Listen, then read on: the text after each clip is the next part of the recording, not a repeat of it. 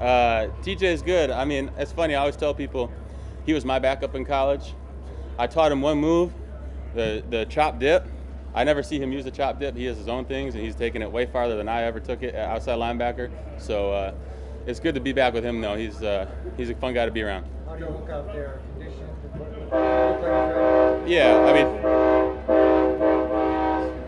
after the train, I mean, TJ is a professional. I train with him in the off season. I'm back in Waukesha sometimes.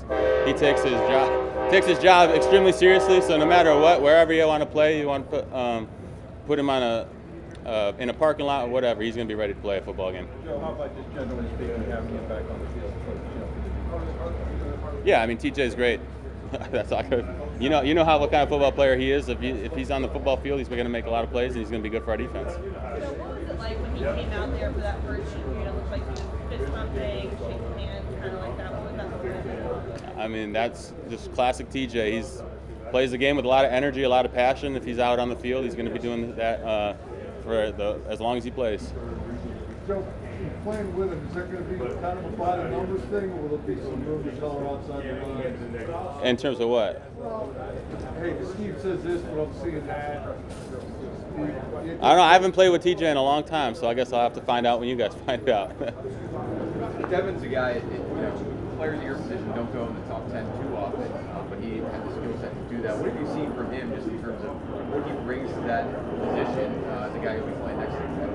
Yeah, I mean, Devin honestly reminds me a lot of Miles Jack down in Jacksonville. He's a young guy. He's got a lot of enthusiasm out there. He's obviously blessed athletically. That's why I went top 10 in the draft. Had a great career at Michigan. And just coming, I've leaned on him a lot coming here because it's a brand new scheme for me. It's his third year in it, and he's been great. Great to talk to on the field, pre-snap, been a great communicator, so I'm excited to see what we're able to do this year. Joe, you mentioned the brand new scheme. How you feeling now that you've had a little bit of time here and going into your first game against an offense like this that got you the KC title game? Yeah, I mean, I'm learning. It's my sixth scheme in 6 years, which is kind of nuts to think about. But it's been a good learning process. I got a lot of veteran guys in the defense to ask questions to on the field, off the field, on the sideline. Coaching staff, I can go up to any one of them, ask questions, get it answered right here and now, and it's been a pretty good transition for me. Like Mike was talking about with how familiar Buffalo is and a lot of continuity, does that give you a good library of tape to study from, familiar players coming back? Yeah. When you got a team that's had the same coaching staff and players for a couple of years in a row, they're always going to, week one, they're always going to have wrinkles. They're always going to have things you haven't seen on tape because they know what we're watching. But there's definitely a sense of continuity. You know, you can expect that their bread and butter things are always going to be their bread and butter things, and you know what they're going to do.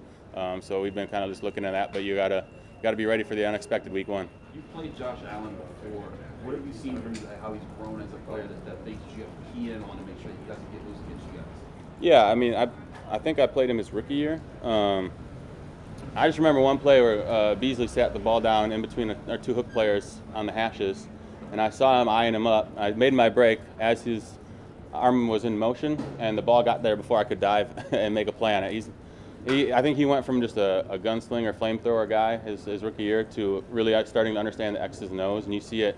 He's putting the ball accurately when he's on the move to his receivers, Diggs, Beasley, tight ends.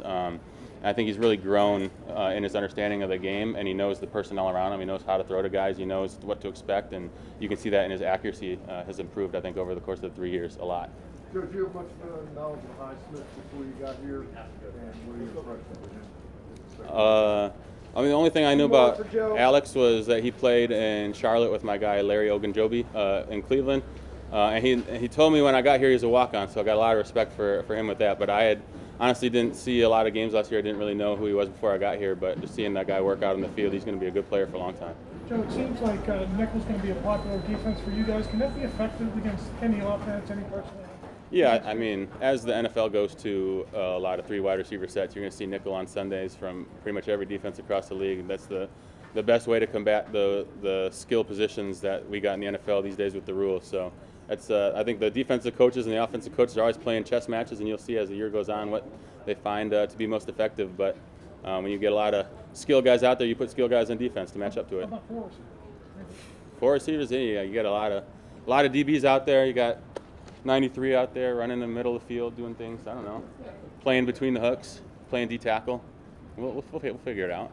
Thanks, guys. And we had a beautiful day in spite of the weather conditions. How was your reaction when you were listed as an or a slash Lebron as a starter? I mean, when you came into camp, were you even thinking that that would be a possibility for you? Or? Yeah, I mean, it's cool. You know, depth chart's a depth chart. Doesn't really reflect on kind of what my role is during going in the game.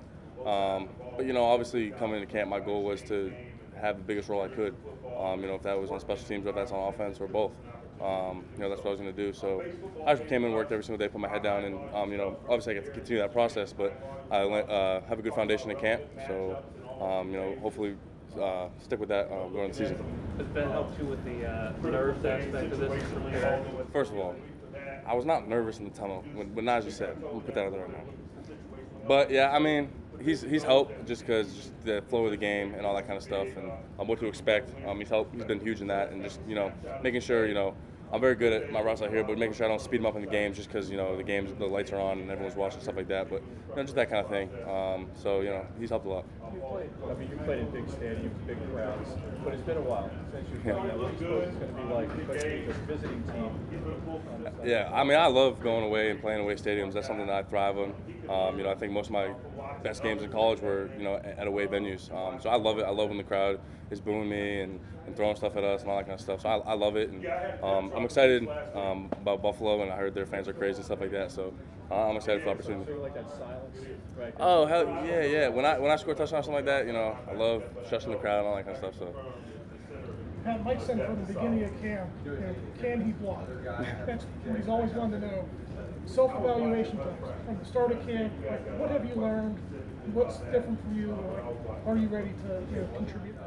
Yeah, I mean, obviously, you know, you're never where you want to be in that aspect for myself. You know, I shown some good blocking ability. I think, you know, I need to work on the stuff at the point of attack, but you know, that's a work in progress. And you know, I think overall, I showed that I can block and I'm a capable and willing blocker. But you know, obviously, there's some things that I need to work on a lot, and I'm looking forward to that process. Is there anything specific that you learned as a pro that maybe you weren't exposed to in the college game that's helped you in that regard?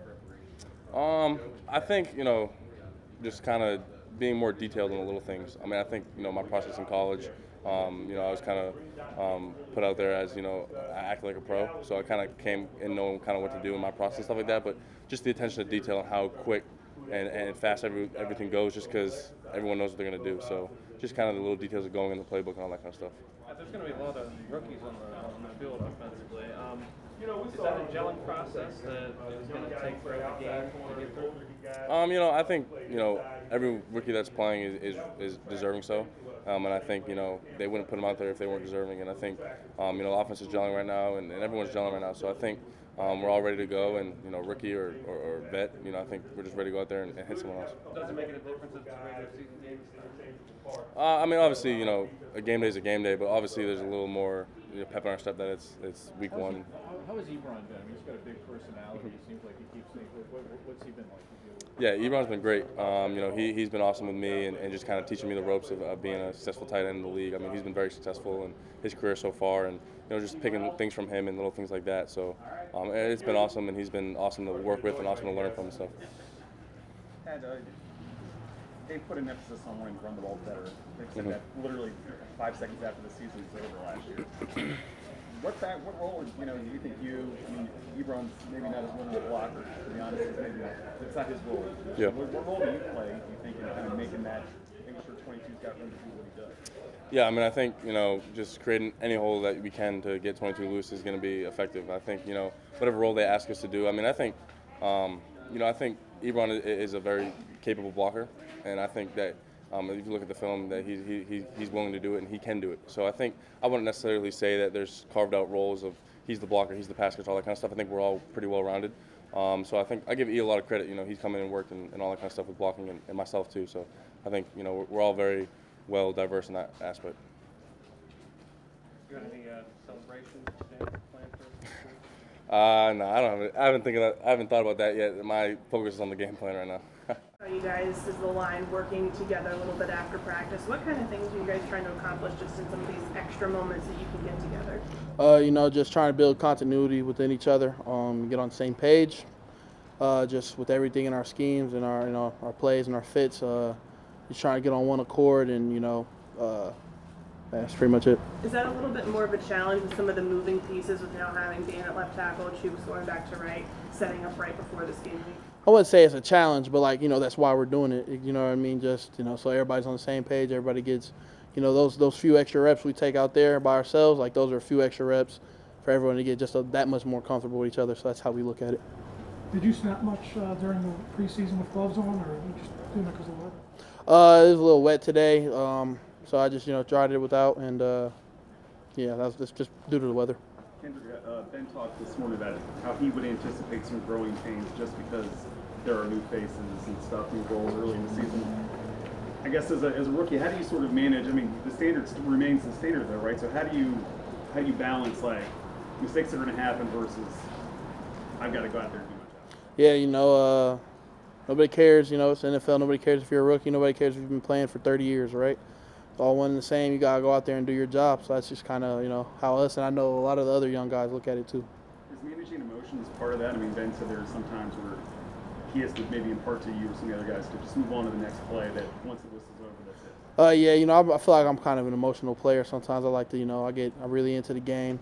When I do something bad, I'm screaming at myself and stuff like that. But Ben's absolutely right. Just trying to work on next play mentality. He gets on me about that sometimes. So that's something I need to work on. Absolutely. Did you notice a difference? Sorry, did you notice a difference in the defense having TJ out there today for the first time?